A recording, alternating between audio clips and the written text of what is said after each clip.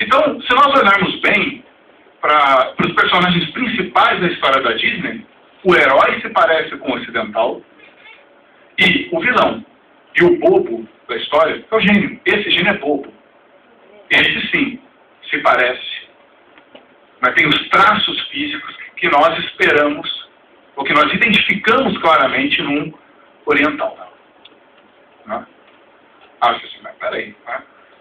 Você está pegando um exemplo muito caricato. Você está pegando um exemplo da Disney, anos 90, enfim, uma coisa...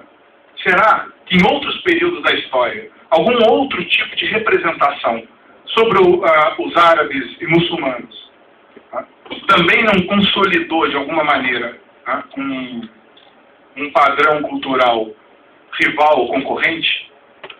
Dá mais um clique para mim.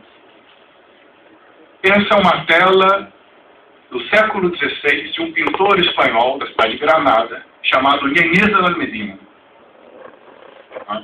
Ñañez de la Almedina é o típico representante da pintura renascentista. Foi discípulo do Da Vinci. Era da cidade de Granada, que até 1492 foi um califado muçulmano. Enfim, ele pintou, essa é uma representação de uma santa católica. Essa santa se chama Santa Catarina. O quadro tem por título Santa Catarina de Alexandria. Originalmente, Santa Catarina era uma mulher nobre do século III, né, que vivia na cidade de Alexandria, no Egito, na época uma cidade cristã. E Santa Catarina, né, pela sua devoção ao cristianismo, foi perseguida. Ainda que ela vivesse numa cidade, teoricamente, né, com uma comunidade cristã considerável, ela foi perseguida porque, por ser nobre, ela tinha vínculos com a tradição romana que impediam que ela fosse integralmente santa. Se nós olharmos para a imagem de Santa Catarina de Alexandria, tem alguns símbolos que chamam a nossa atenção. Quais seriam? Quem arrisca aí um símbolo dessa imagem que chama a atenção? A espada. A espada. Vamos começar pela espada. A espada, em muitos casos, é um símbolo, claro, de poder. Aqui representa um dos martírios de Santa Catarina. Porque antes de morrer, Santa Catarina foi decapitada. A espada aqui representa, portanto, a decapitação. Representa a decapitação porque ela está direcionada a um pedaço de uma roda com pontas, dá para ver daí? Aqui no fundo, que é um instrumento de tortura da época. Se amarrava a pessoa numa ponta dessa roda, as mãos, os pés na outra, e alguém esticava a roda. Até que o corpo, os ossos quebravam. Não precisa ficar escrevendo a tortura. Mas os cristãos, em especial, nesse momento, passaram por esse tipo de tortura. Além disso, eu vou me adiantar, só por causa do tempo, temos a coroa, que, claro, representa aqui a origem nobre de Santa Catarina, e o livro e uma pena, que é o símbolo clássico da sabedoria e do conhecimento. Ok? Mas tem um ponto que eu queria chamar a atenção. Esse ponto está na roupa da Santa Catarina. Ela segura uma espécie de manto que cobre o corpo em determinado momento azul, e embaixo desse manto, um outro tecido, que dá para ver muito bem nas mangas, a imagem não está muito boa, mas que tem uns símbolos geométricos muito característicos. Esses símbolos são arabescos. Símbolos que remontam diretamente à Granada dos séculos XIV e XV até o seu fim, 1492. Ñañez de la Almedina, como um granadino, ele vê em Santa Catarina a mesma origem cultural dele, uma origem cultural árabe-islâmica. Independente da figura representada ser uma santa cristã, típica, própria do catolicismo. A concepção de renascimento presente neste quadro é uma concepção de renascimento foi uma experiência plural. O renascimento cultural que nós discutimos muitas vezes nos cursos de história moderna como uma experiência italiana ou eminentemente europeia, ela é uma experiência simbiótica. É uma experiência que combina elementos da cultura ocidental, europeia, com elementos da cultura árabe islâmica e de outros lugares.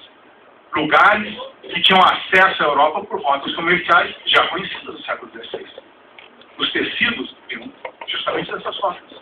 Faz todo sentido que Inês al-Medina, no século XVI, represente uma santa de Alexandria, Egito, como uma depositária da tradição árabe islâmica, ainda que ela seja cristã. Aqui é uma concepção de renascimento completamente simbiótica e plural.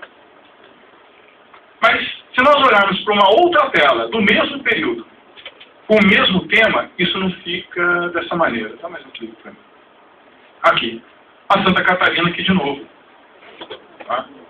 Essa tela pertence, aí sim, a um pintor muito mais famoso do que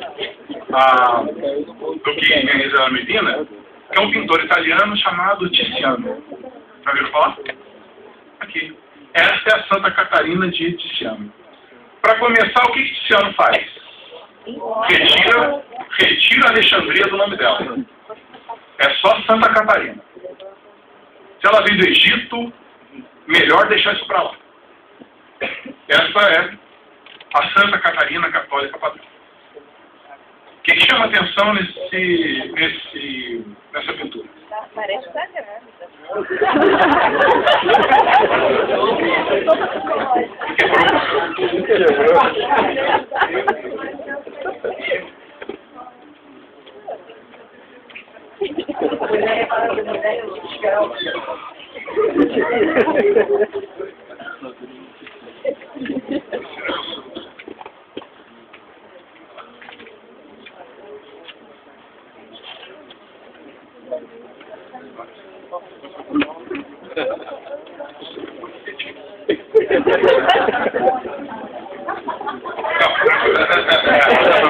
Eu sou um homem de Deus. Eu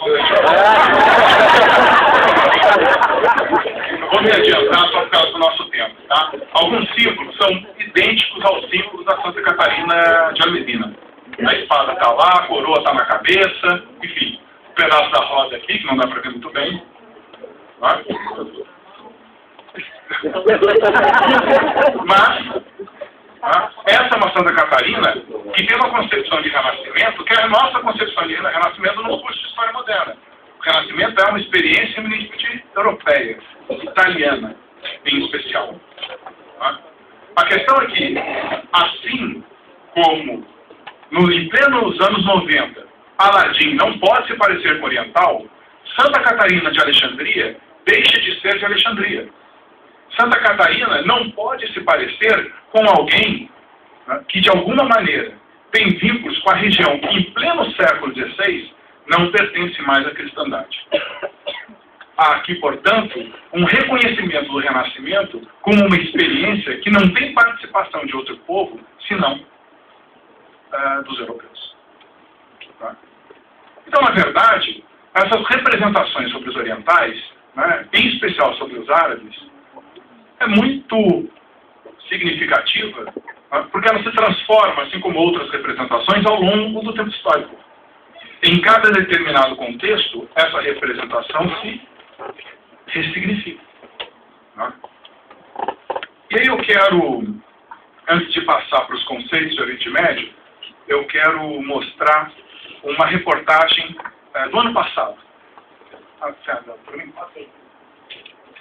aí precisa sair daí. Uma notícia sobre a Primavera Árabe. Todo mundo sabe o que foi a Primavera Árabe. Um movimento de contestação política da sociedade civil de alguns países árabes contra os seus regimes ditatoriais. Caiu o governo na Tunísia, no Iêmen, agora na Síria começa, caiu no Egito, na Líbia. E essa reportagem, em ato de honra, aqui.